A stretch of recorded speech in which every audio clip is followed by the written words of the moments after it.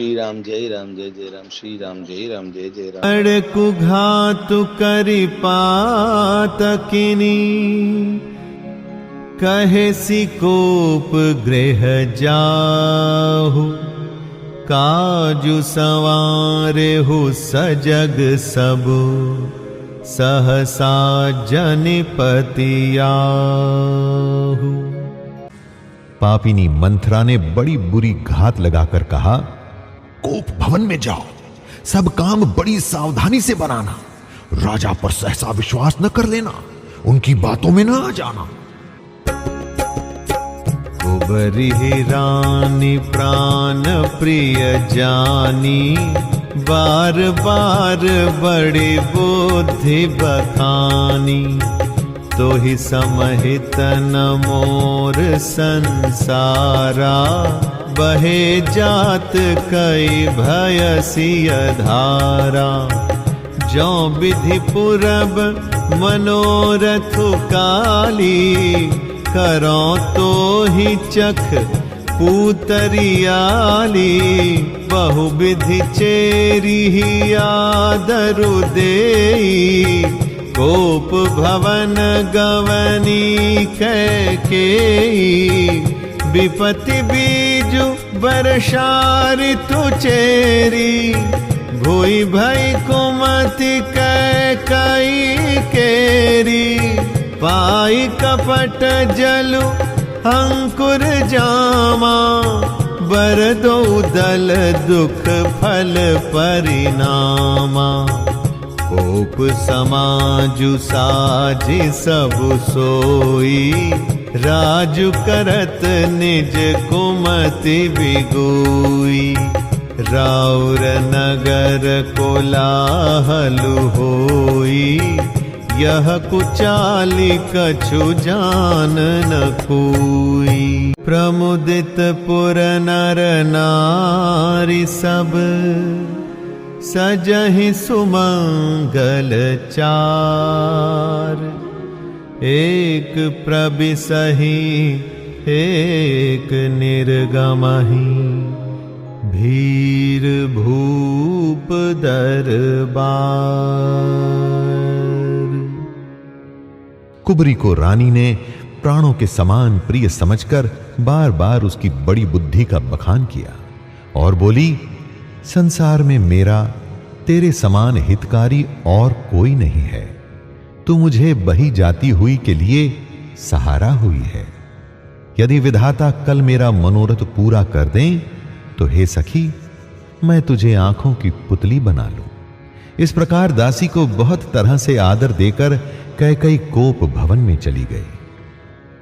विपत्ति अर्थात कलह बीज है, दासी वर्षा ऋतु है। कैकेयी की कुबुद्धि उस बीज के बोने के लिए जमीन हो गई। उसमें कपट रूपी जल पाकर अंकुर फूट निकला।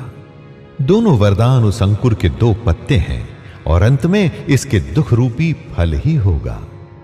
कैकेयी कोप का सब साज सजकर कोप भवन में जाकर सोई। राज्य करती हुई वह अपनी दुष्ट बुद्धि से नष्ट हो गई।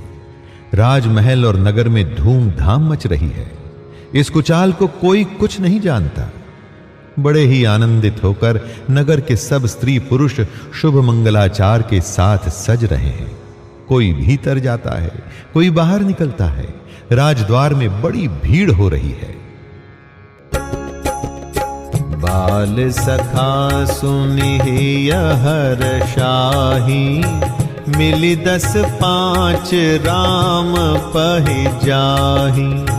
प्रभु आदरहि प्रेम पहिचानी, पूछहि कुशल खेम मृदुबानी।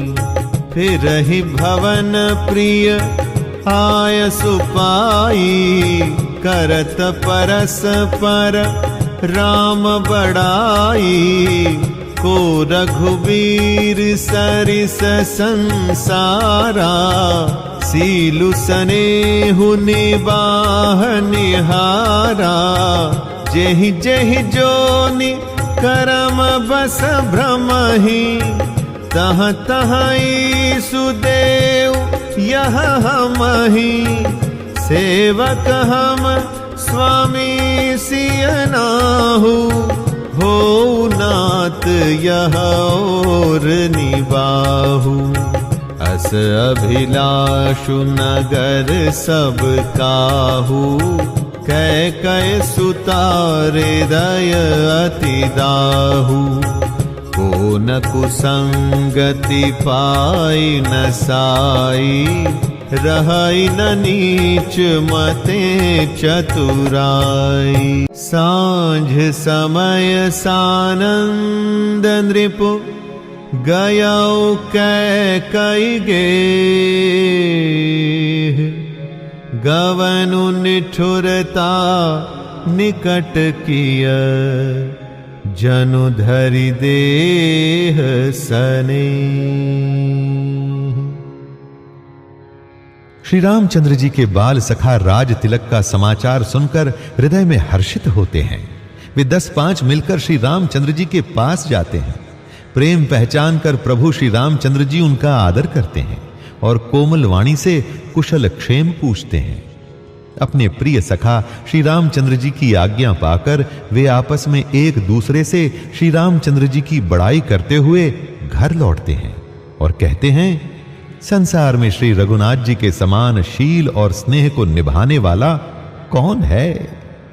भगवान हमें यही दे कि हम अपने कर्मवश भ्रमते हुए जिस जिस योनि में जन्मे, वहां वहां हम तो सेवक हों और सीतापति श्री रामचंद्र जी हमारे स्वामी हों, और ये नाता अंत तक निभ जाए।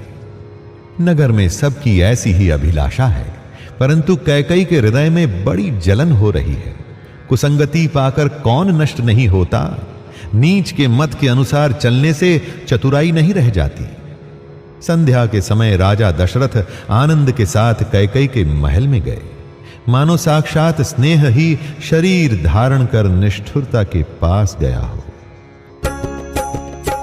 कोप भवन सुनि सकुच उराऊ, भय बस अगहुड़ परई न पाऊ। सुरपति बसई बाह बल जाके, नरपति सकल रहहि रुख ताके। सो सुनीति अरिस गयाऊ सो खाई, देखहु काम प्रताप बड़ाई। सूल कुलिस असि अगव निहारे, ते रतिनाथ सुमन सर मारे। सभय नरेशु प्रिया पहि गयऊ, देखि दशा दुख दारुण भयऊ। भूमि शयन पटु मोट पुराना, दिए डारि तन भूषण नाना। कुमति कसी कुबेशता भाबी, अन अहिवातु सूच जनु भावी। जाय निकट नृपु कह मृदु बानी, प्राण प्रिया के ही हे दुरिसानी। कोप भवन का नाम सुनकर राजा सहम गए। डर के मारे उनका पांव आगे को नहीं पड़ता। स्वयं देवराज इंद्र जिनकी भुजाओं के बल पर बसता है और संपूर्ण राजा लोग जिनका रुख देखते रहते हैं, वही राजा दशरथ स्त्री का क्रोध सुनकर सूख गए। कामदेव का प्रताप और महिमा तो देखिए, जो त्रिशूल वज्र और तलवार आदि की चोट अपने अंगों पर सहने वाले हैं, वे रतिनाथ कामदेव के पुष्प बाण से मारे गए। राजा डरते डरते अपनी प्यारी कैकई के पास गए। उसकी दशा देखकर उन्हें बड़ा ही दुख हुआ। कैकई जमीन पर पड़ी है, पुराना मोटा कपड़ा पहने हुए है, शरीर के नाना आभूषणों को उतार कर फेंक दिया है। उस दुर्बुद्धि कैकई की ये कुवेशता कैसी फब रही है, मानो भावी विधवापन की सूचना दे रही हो। राजा उसके पास जाकर कोमल वाणी से बोले, हे प्राण प्रिय, किस लिए रूठी हो?